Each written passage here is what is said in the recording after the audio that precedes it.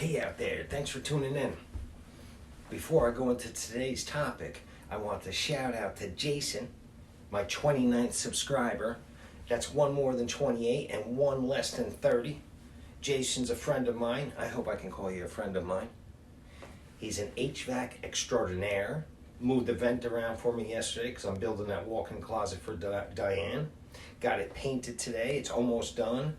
I'm going to try to stitch a bunch of videos together to show you from start to finish. I never did that before. I don't know if you can tell, but I'm really not that tech savvy. Anyway, Jason came out, moved the vent around. You know why I like Jason? Well, one of the reasons why I like Jason. He comes by the time that he says he's going to come by, and he does what he says he's going to do, and he charges a very fair, I don't really want to say this too loud, but actually I don't think you charge enough, Jason. That doesn't apply to me. I'm just saying for other customers. So Jason comes by, he says what he's going to do, and then he does it, and he shows up on time. I think I made a video. If I didn't, I talked to myself about this subject before, about being heads and tails above 75% of the population if all you do is show up on time. Well, Jason goes above and beyond. He's in that 99%. All right, enough about Jason. I wanted to go into today's topic. Oh, and also, my friend Mark, 71 years old today. Happy birthday. And Daisy, our dog, 7 years with us today. That's Daisy. 7 years. She doesn't look very happy because she's tired, but she's got the life of the most spoiled dog ever. So you know from a few previous videos I made that I got my real estate license. Just yesterday, I got access to the MLS. I said that that's probably the biggest, if not the only reason why I got my real estate license. But then I was thinking, there's actually more to it. So like, why did I get my real estate license? Yes, the MLS, but there is more. So I was thinking, I think I was talking to myself. I might have been having a conversation like this. Hey, Harry, you've dealt with quite a few realtors over the years. Isn't this weird that you went out and got your own real estate license when you could be using one of these realtors to do all the transactions for you? I guess you could. And I'm not here to disparage, is that the word? Try to sneak a big word in every once in a while. I'm not here to disparage anybody. I'm just saying that it hasn't always been that good of a fit. As far as a real estate investor, when I get leads from realtors, they're not always my cup of tea. The realtors that I deal with don't really understand real estate investing to the extent that I do, or at least they don't send me leads that would be of interest to me. And I have asked some realtors a few times if I can have access to their MLS. Not that I would do anything hokey behind the scenes with it, but I presented it like this. If you give me access to your MLS, I'll go through the things I want to go through on the MLS. If I find anything of interest on there, then I'll use you to present the offers. And you know what? Not one of those realtors ever said, hey, sounds like a good deal to me. I don't know why they wouldn't. So anyway, I got my real estate license. That means going through school. That means taking the test. That means paying the fees. Getting on the MLS cost me $520. $520. However, if I get one deal off of buying into the MLS, it'll be well worth it. So here's a couple other reasons why I didn't even realize when I got my real estate license, it was always about getting onto the MLS. But I was thinking, I know a little bit about real estate. I know a little bit more than a little bit, but I'm trying to be humble. And I'm thinking this term. I try to live my life by this. Remind me of this if you ever see me being selfish or being a jerk. I have to give it away in order to keep it and get even more. What does that mean? It's like the law of attraction. That whatever I have to give away to somebody or something. And in return, I can't do it for this reason. It's kind of a tricky situation. And in return, more comes back to me. I've mentioned this in a couple of videos that I did, that when I stopped trying to bulldoze my way through life, it seemed like life got easier and more stuff started coming to me. So, what am I going to do with my real estate license? Yes, I'm going to scour the MLS to find some deals for myself, but also the knowledge that I have in real estate, I give it away to you. for free. Yes, free.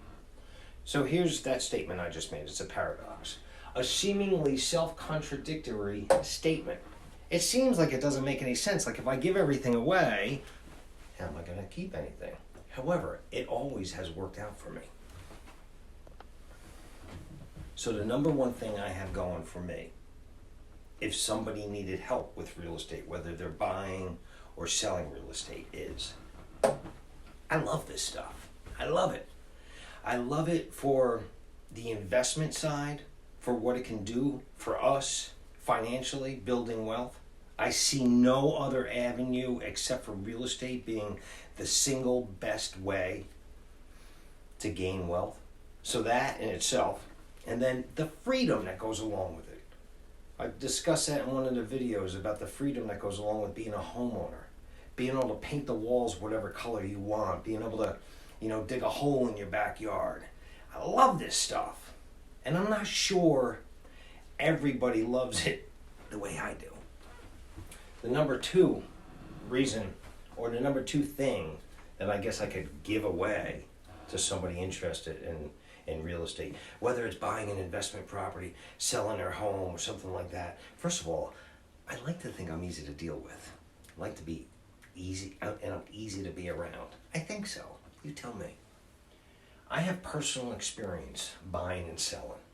And I think what happened with some of the realtors that I've dealt with in the past, lots of them, the majority of them don't have that personal experience. I'm not knocking them. I'm just saying, unless you've been in the buying and selling position before on your own personal property, it's hard to really know the ins and outs, the stress, the headaches that go along with being on each side of the transaction. And yes, I have had some realtors not go above and beyond, but almost go above and beyond and try to think about the effects it's having on me, but they can't. I think I heard this joke, like, you hear somebody else get into a car accident, sympathetic towards them. But when it's your car that gets into an accident, it's like, end of the world. I think someone might say that I've become an expert in some areas in real estate. I don't like to say that because it's a big learning curve and I'm still on that curve. And even if I hint that I'm an expert in some areas, you know how I became an expert in some areas? It's from circumstances. It's not from virtue. I didn't all of a sudden say, you know what, I'm going to become an expert with comps, comparables. No, it's because I had to. When your money is on the line and you're relying on people to give you information, then it's a circumstance that behind the scenes, I'm going to become very good in that particular area. So I don't expect a homeowner to know too much about comparables in the area, real comparables.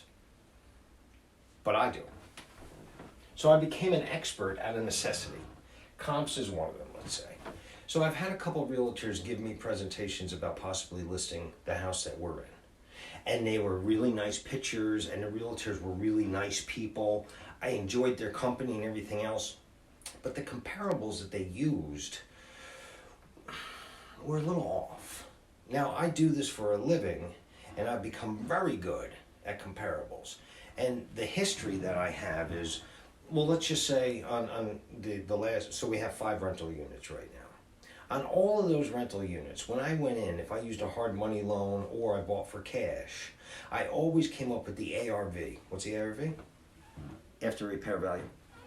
I always came up with the ARV. And then at the end, when it was completed, then I would have an actual appraisal done on the house. I was always either dead on or really, really, really close to the number. So if I was to go out and try to help a homeowner that was thinking about listing a house, I would show you how I do that. The costs associated with it. As being a licensed contractor and being a flipper myself, again, out of circumstances, not virtue, I became really good at estimating costs.